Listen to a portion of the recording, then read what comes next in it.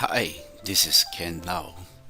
What functions to use to find the lowest supplier price?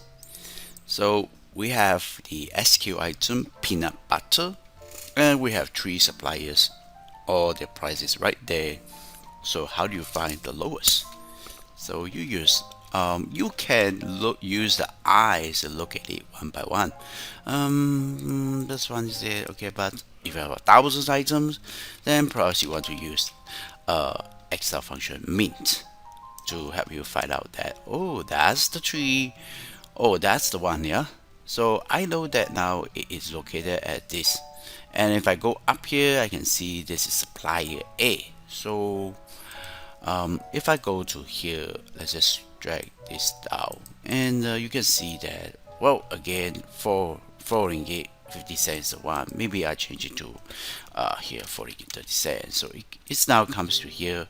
If I go to the top here again, I can see that the third item in this header is the supplier. So one way is that I can simply say, oh, this is 3 ringgit, and now just copy it and right here, right click and paste it. And 4 ringgit 40 cents, oh, it's okay. I just copy this over here, right click and paste it. And that is okay. If you have only a few items, you can do so. Which supplier is the lowest?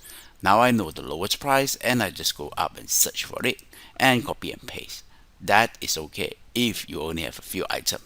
If you have 1,000 items and the value keep changing day by day or month by month, then you want to suggest use the match function.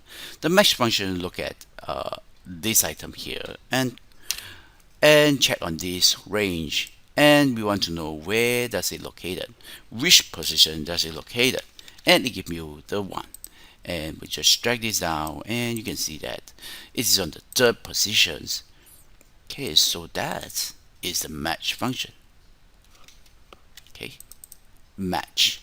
I just want to know where does it located, which position does it located. That is match function. So I hope that this help you to understand match better.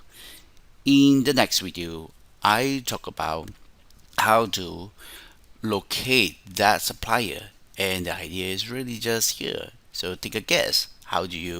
What is to fill over here? In this video, you learn about how to find the lowest supplier price in the given list by using the bin function, and in the next one is that how do you find the position of that lower price, the lowest price, yeah?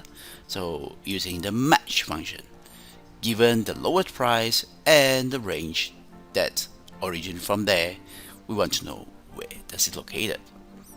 In the next video, we'll show you how to just do this automatic.